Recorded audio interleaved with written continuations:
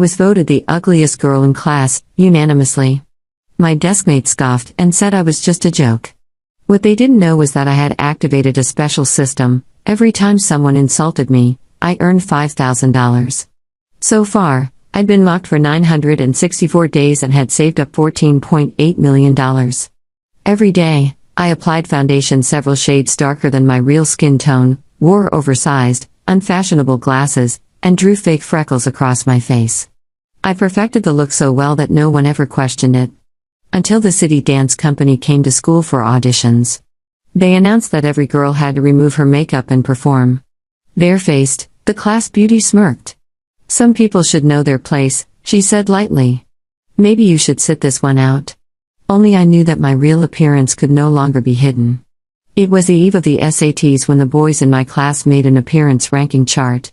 Amid snickers and nudges, I earned a solid 2. A 2 meant I was considered hopeless. My deskmate grabbed the chart and laughed loudly. "Look at her. Inside and out, nothing impressive. If I hadn't lost a bet, who would even sit next to her?" Last month, I had been dragged into a cheating scandal. My test paper was identical to Bella's, down to the punctuation, even though I sat in front of her and my grades were consistently higher. Bella only wrinkled her nose, eyes filling with tears, looking exactly like a famous transformation influencer everyone admired. The class turned on me instantly. But Bella couldn't even distinguish basic symbols in math. In the end, the teacher cleared my name based on that alone. Still, the rumors multiplied. Before, I was invisible. Now, I was a target. Sometimes I'd be locked inside a bathroom stall and drenched with dirty water. Sometimes just walking past another class sparked new rumors that I was obsessed with someone I'd never spoken to. Teenagers were remarkably creative when it came to cruelty. An ordinary person might have collapsed under it all, but I remained calm. Today, my deskmate shoved another ranking sheet onto my desk. "Congrats, Jane. First place again." A pyramid chart of supposed ugliness. My photo sat at the top, crossed out with a thick red X. Bella giggled softly beside him. I stared at the paper, lost in thought. I had a secret. At 16, I had activated the roast me system. I had fainted on the first day of school and missed orientation. By the time I returned, the nickname had already spread.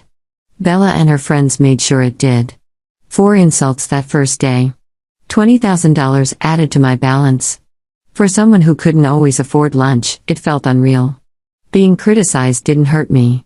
I had bigger goals. The SATs were 3 months away, and I consistently ranked in the top 3.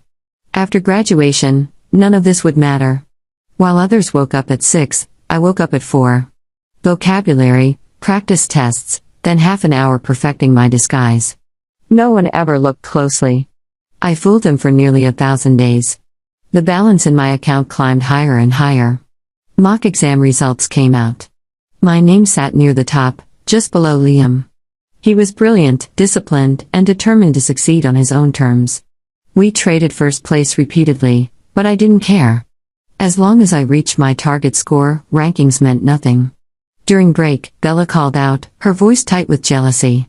"Jane, Liam is looking for you." In the hallway, he frowned when he saw me. "Why didn't you answer the last question?" I told the truth. I didn't feel like it. He didn't believe me. Before I could respond, Bella rushed in, breathless. "The city dance company is here for auditions," she announced excitedly. "If you get in, you'll perform with Winter." Everyone buzzed with excitement. Bella lifted her chin proudly, already imagining her success. Then she turned to me with a gentle smile. "Jane, do you want to go too? Everyone can audition." Before I could answer, my deskmate laughed. "They're looking for dancers, not distractions." Bella nodded softly. "Some people should know their limits." I ignored them and opened my practice test. Then Liam asked quietly, "Jane, do you want to go?" "No," I replied without looking up. "I have problems to solve." The day the city dance company came, I really didn't plan on going. I planned on finishing my practice set, fixing the one type of geometry problem I still occasionally tripped over, and leaving this school behind in 3 months with a score high enough that none of these people could follow me. But the bell rang, the hallway flooded with squeals and perfume, and Liam hovered by my desk like a question he didn't know how to ask. Jane, he said, quieter this time. You can solve problems anywhere? This. You only get one shot at. I didn't look up. I'm not interested. He hesitated. You're not even curious? I almost laughed. Curious? Of course I was. I was curious about whether Bella would choke on her own confidence the moment someone forced her to be real. I was curious about whether the city dance company's no makeup rule was strict enough to strip away a persona, not just powder. I was curious about the person they kept whispering about, the celebrity performer Winter, like his name alone could open doors. But curiosity wasn't the same as risk. Risk was walking out there, wiping my face clean, and letting 1,000 days of careful invisibility evaporate in front of people who had proven they couldn't handle the truth of anything. So I kept writing. And for a while, it worked. The classroom emptied until the air felt cooler. The noise moved outside like a storm drifting away. My pen scratched steadily, the only sound in the room besides the faint buzz of the lights. I was halfway through a set of questions when the door opened. I didn't look up at first. I assumed it was a teacher. Then a voice said, pleasantly, still studying? I paused. The vice principal stood in the doorway with a smile that didn't reach his eyes. Behind him, the principal hovered, and behind the principal, like a shadow that made the hallway feel smaller, was someone in a crisp white suit jacket, a black shirt underneath, posture straight, face unreadable. Winter. Not the dramatic, sparkling, stage-lit Winter everyone obsessed over online. This Winter looked colder in person. Like fame hadn't made him soft. Like it had just made him untouchable. My pen stopped. The vice principal stepped in as if he owned the air. Jane, why aren't you on the field with the other girls? I'm not auditioning, I said evenly. He chuckled like that was cute. You don't know that you won't be chosen if you don't try. I do know, I replied. That's why I'm not trying. The principal cleared his throat, suddenly nervous. It's a school-wide activity. Participation is expected. Expected, I repeated, tasting the word. Or mandatory? The vice principal's smile tightened. He took a step closer like he meant to pat my shoulder. I shifted back before he could touch me. The movement was small, but his eyes flickered, annoyance, then the quick recovery of someone used to getting his way. Before he could speak again, Winter finally did. Don't, he said, calm and flat. The vice principal froze. Winter's gaze stayed on me. You're coming. I blinked once. I'm not. Winter didn't argue. He only added, quieter, with a strange emphasis that made my stomach twist, Jane. Nobody at school said my name like that. Like it belonged to them. The principal looked between us, confused. The vice principal looked irritated. Winter looked like a decision had already been made and the world was just catching up. I stood slowly, because at that point, refusing would only draw more attention. And attention was expensive in ways money couldn't fix. As I stepped into the hallway, I heard it, faint, familiar, almost comforting. Ding. $5,000. Even now, even here, someone had managed to insult me in their head. I didn't need to guess who. On the walk to the field, the vice principal tried to recover control by talking too loudly about fairness and school reputation. Winter ignored him completely. So did I. Outside, the entire school felt like it had been poured into one place. Girls clustered in tight groups, fixing each other's hair, practicing turns, fluttering like they were already on stage. Boys hung around the edges pretending not to stare, pretending not to care, failing at both. The city dance company staff had set up a long table with registration sheets and 2 boxes of wipes. Behind them was a row of portable mirrors. Bella stood near the front like she was the host of the event, laughing softly, face perfect, lashes dramatic, lips glossy. When she saw me, her smile sharpened. Oh, she said, in that sweet voice that never meant anything sweet. You came. My deskmate, who wasn't even my deskmate anymore in spirit, just in seating chart, leaned toward Bella and stage whispered, guess she wants to embarrass herself in front of Winter. Bella's eyes flicked over my face, my glasses, my freckles, the carefully mismatched foundation. She looked satisfied. The staff member with a clipboard raised her voice. Rule 1, everyone removes makeup. No exceptions. You perform as you are. Bella's fingers tightened around a wipe like it offended her. Then Winter stepped forward. The entire field went silent the way crowds do when they sense power. He didn't smile. He didn't wave. He simply said, "This is a requirement. If you won't do it, you don't audition." A ripple of reluctant movement started. Wipes tore open. Girls began scrubbing. Some did it delicately, like they could negotiate with reality. Others went at their faces like they were angry at the rule. Bella was theatrical about it, of course. She turned slightly so people could see her profile, dabbed as if filming a tutorial, and sighed dramatically. When she finished, she looked the same.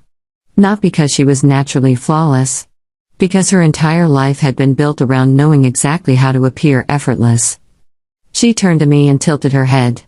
"Jane," she said softly, loud enough for people nearby to hear, "you can still sit this out. It's okay." I stared at the wipes on the table. For nearly 1,000 days, I'd built a wall out of makeup, lenses, and fake freckles. A wall that had bought me silence, invisibility, and $14.8 million. A wall that had kept me safe.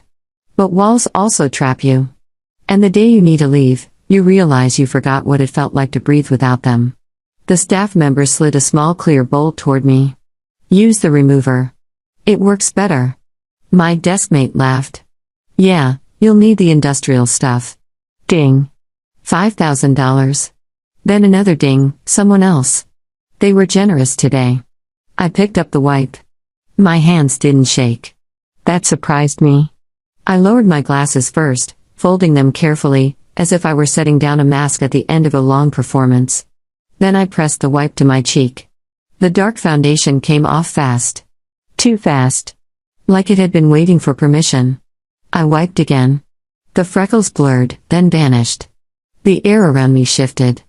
I felt it before I heard it, the way a crowd changes temperature when something they thought they understood stops fitting. I leaned over the bowl, splashed water, and scrubbed the last stubborn line of makeup at my jaw. When I straightened, the world didn't immediately explode. It went quiet. Not the comfortable quiet of a library. The stunned quiet of a room realizing it has been wrong out loud for a very long time. Someone whispered, "Is that Jane?" Someone else breathed, "No way." Bella's smile froze. My deskmate's mouth actually fell open, like his brain couldn't keep his face under control. Bella recovered first, because she always did. Her eyes narrowed. "That's not real," she said quickly. "That has to be like special effects makeup." A few people nodded, eager for an explanation that let them keep their worldview intact. Winter's gaze landed on me and held. For the first time, something flickered in his eyes, recognition, maybe. Or memory. The staff member with the clipboard didn't look impressed by the drama. She just said, "Does anyone else need remover?" Bella snapped, "Make her do it again." The staff member raised an eyebrow. "Why?" "Because it's not fair," Bella insisted, voice strained. "If she's cheating." "Cheating," Winter echoed, and the word sounded ridiculous coming from him. The staff member offered me a different bottle. "Here. Use mine. If it's makeup, it'll come off." I took it, because arguing was pointless. I wiped again. My skin stayed the same. My face stayed mine. Bella's expression cracked, just for a second, like porcelain under pressure. Behind her, someone muttered, "So she was doing that on purpose this whole time?" Ding. $5,000. I almost wanted to thank them. Winter lifted a hand. "Enough," he said. And just like that, the crowd obeyed. The staff announced the next step. We measure proportions. Then we test basic movement and rhythm. People surged forward again, buzzing louder now, but it was a different kind of buzz. Not ridicule. Speculation. Hunger. They measured my height. 5'8". They measured my arms, legs, shoulders, neck, head. The staff member scribbled, then paused. "That's unusually balanced." Bella made a sharp sound, half laugh, half choke. "Height doesn't matter if you can't dance." My deskmate jumped in like a loyal pet. "Yeah, she's all book. She doesn't even go to practice sessions. She's never on the field." He was right. Because dancing belonged to a part of my life I didn't like remembering. The staff member clapped her hands. "Okay. Basic showcase. Everyone performs something you know." Ballet, contemporary, jazz, anything. Girls shifted into positions with bright, desperate energy. Bella stepped forward like she'd been waiting for this moment her entire life. She danced well. Not breathtakingly, but well enough that people clapped hard because they wanted her to win. Because her winning made the world make sense again. Then they looked at me. Expectation rose like a wave. The ugly girl was beautiful. Now she had to be talented too, right? That's how stories worked. That's how they wanted it to work. Winter's eyes stayed on me, calm and heavy. I understood, suddenly, why he'd insisted I come out here. This wasn't about the audition. This was about forcing me to stop hiding. And I hated that he could still push me, after everything. I took one step forward. Then I stopped. I'm not performing, I said. A few gasps. A few confused laughs. Bella's face lit up with relief that tried to disguise itself as pity. See? She said softly. Some people really should know their limits. I looked at her, then past her, at the entire crowd. And I smiled. Not because I was happy. Because for the first time, they didn't get to write my ending. I didn't come here to entertain you, I said calmly. I came here because I was told I had to. Now I'm leaving. The principal looked like he wanted to argue. Winter didn't. He held my gaze, and in his expression I saw something like approval, thin and reluctant, but real. Go, he said. So I did. I walked away from the field while people stared holes into my back. And every few steps. Ding. Ding. Ding. $5,000 at a time. Jealousy was a bottomless well. Back in class, the silence felt different. It wasn't lonely now. It was protected. I sat down, opened my practice test again, and wrote as if the world outside didn't exist. But the world didn't stay outside for long. By the next morning, everything had changed. Girls who had never spoken to me suddenly smiled too hard. Boys who had thrown things at me last month now tried to joke their way into conversations. People asked for my socials like they were entitled to proof I was real. Bella didn't speak to me directly for 2 days. Then she started again, because she couldn't help herself. First it was whispers about how I must have gotten work done. Then it was rumors that I was meeting someone after school. Then it was, somehow, that I'd been picked up in a black luxury car. None of it mattered. Except the part where it reminded me of something I had almost forgotten. People didn't only punish you for being ugly. They punished you for being anything they couldn't control. 2 weeks after the audition, the school announced a special live stream event with a big social media platform. A youth spotlight. A celebration before SAT season. 10 schools, 1 week, a rotating stage, and a mystery guest that they promised would shock everyone. The moment the posters went up, the halls turned into a carnival. Because the rumor was simple. A famous anonymous TikTok creator was a student here. A creator who never showed her real face, who built her brand on transformations, makeup illusions, character work, and storytelling.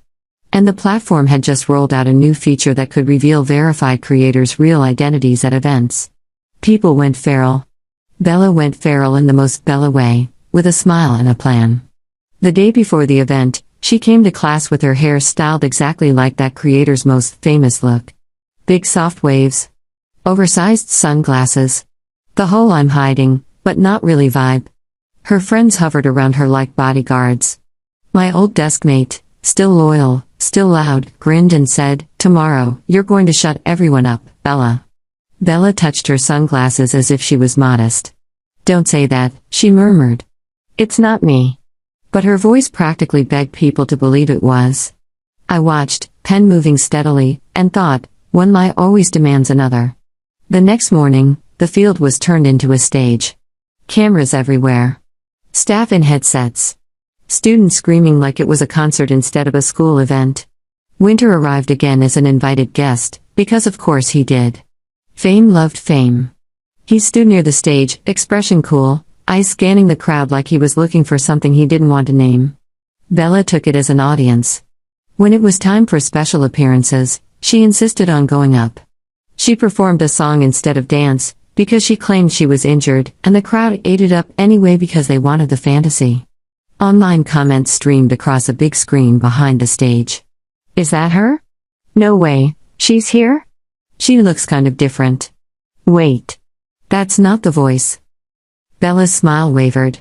The sun was hot. Her foundation began to break around her nose. Sweat turned powder into streaks. She swayed slightly, too much dramatics, too much panic. Two people rushed forward as she stumbled. One of them was my old deskmate. The other was Winter. He caught her arm, steadying her, and then his eyes narrowed. He reached up and pushed her sunglasses off. The camera, greedy and merciless, caught everything. Bella's face, half-melted makeup, panic in her eyes. Not the anonymous creator. Not even close. The comment feed turned brutal instantly. That's not her. Why is she pretending? This is embarrassing. Stop trying to steal someone's identity. Bella's knees buckled. She didn't faint because she was weak. She fainted because she'd finally been seen clearly, and she couldn't survive it. They carried her off stage in a rush. The crowd buzzed louder, more chaotic now. If it wasn't Bella, then who? People started turning their heads, scanning faces like predators. I stayed still. I'd spent too long learning how not to flinch. But Winter's gaze found me anyway, like it always did. When the commotion calmed, he walked straight toward me. Not fast. Not angry. Just certain. He stopped close enough that the noise behind him blurred. And then, so quietly only I could hear, he said the name I hadn't heard in years. Not Jane. Not the name I used at school. My real last name. The one tied to the life I refused to return to. My stomach tightened. I didn't answer. Winter studied my face like he was reading a truth he'd avoided. Why won't you come back? He asked. I smiled, small and sharp. Back where? He exhaled once, controlled. Home. I met his eyes. That's your home. Not mine. For a moment, the polished celebrity facade slipped, and I saw the person underneath, the boy who had watched from warmth while I stood in the snow years ago, begging to be allowed to stay in school. Dad wants to see you, Winter said. I don't care, I replied, still calm. He didn't want to see me when my mother was alive. Winter's jaw tightened. You don't know everything. I know enough. The crowd behind him was still searching. Still whispering. Winter's voice dropped even lower. You're going to be exposed. I tilted my head. So? He stared at me, and for the first time he looked almost unsettled. Because he realized something. I wasn't afraid of them finding out who I was. I was only afraid of letting the wrong people drag me back into a life I'd already escaped. I stepped around him and walked away. Behind me, the noise rose again as someone shouted, "The platform update is live. You can see verified identity cards." Phones came out like weapons. People tapped and swiped and shoved close to one another. Then someone screamed. And then another. And then the entire field seemed to inhale at once. Because on the big screen, the platform flashed a verified identity card for the anonymous creator everyone had been chasing. And the name on that card matched the one Winter had just spoken. It matched the one I'd buried under dark foundation and fake freckles. It matched me. Hundreds of heads snapped in my direction. 1,000 expressions shifted from hunger to shock to something darker, envy, resentment, humiliation. Ding. $5,000. Ding. $5,000. It came so fast I almost couldn't count it. For a heartbeat, nobody moved. Then the principal lunged into damage control, shouting about privacy and respect and school values. Like values were something you could announce into a microphone and expect teenagers to suddenly grow. Winter took one step toward me again, like he meant to shield me. I stopped him with one look. Don't pretend now, my eyes said. Don't suddenly play hero when you watch me freeze. He froze. I turned and walked off the field anyway, straight-backed, steady, because giving them a reaction would feed them. And because I had one more thing to do before I left this school forever. Bella had made a bet with me the day before. She'd said, laughing, "You think you're so smart now? Tomorrow you'll still be nobody." So I looked at her and said, quietly, "Tomorrow, you'll leave this school on your own." She'd agreed, because arrogance makes people stupid. Now, with the entire school watching her lie collapse on a live stream, with the platform's verified card burning on the screen behind her, with her friend suddenly backing away like she was contagious. Bella didn't need me to win that bet. She was already losing it in real time. She reappeared later that afternoon, face washed clean, eyes swollen from crying, and she tried to storm into class like she still had power. But power doesn't survive daylight. The administration called her into the office. Then her mother arrived, frantic and furious. Then the platform's staff pulled their footage. Then the school, desperate to protect its image, did the one thing it always does when a popular student finally goes too far. They made an example. Bella was suspended. Her team scattered. Her fake kindness evaporated. And my old deskmate, who had been loudest when it was safe, stood in the hallway afterward with his hands in his pockets, staring at the floor like he finally realized what he'd been helping create. He didn't apologize right away. He just looked up once and whispered, "I didn't know." I almost told him the truth, "You knew. You just didn't care." But I didn't have the energy for revenge. I already had something better. A future. SAT season arrived like a door opening. The school calmed down because tests make everyone selfish in a different way. Rumors got quieter. Eyes still followed me, but less boldly now. I stopped wearing the disguise completely. Not because I wanted attention. Because I was done shrinking for people who never earned the right to see me small. The roast me system didn't stop. If anything, it got louder. Pretty girls get insulted too. Sometimes more. People called me stuck up for not smiling. Called me fake for not letting them in. Called me arrogant for staying quiet. Called me lucky like discipline wasn't real. Ding after ding after ding. Money piled up in silence. And every morning, while the rest of them obsessed over who was dating who was trending, who had the best angle on camera, I woke up at 4 and did what I'd always done. Vocabulary. Practice tests. Math until my wrist ached. Because I wasn't building a life out of revenge. I was building a life out of escape. On test day, I walked into the exam room with my pencil sharpened and my heart strangely calm. Bella wasn't there.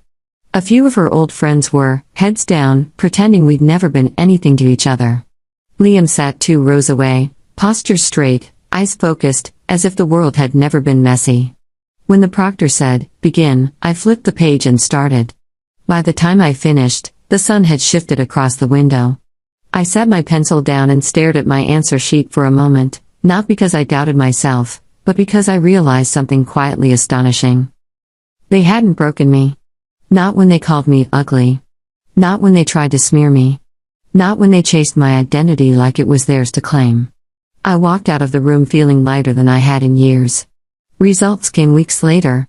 My score hit the number I'd been chasing. The one that opened every door I wanted. And the day I packed my things after graduation, my phone buzzed one last time with a system notification. Ding. $5,000. Someone, somewhere, still couldn't stand me. I smiled, slipped my phone into my pocket, and kept walking. Because for the first time in a long time, I wasn't looking back at the people who had tried to define me. I was looking forward, at the life they'd never get to touch.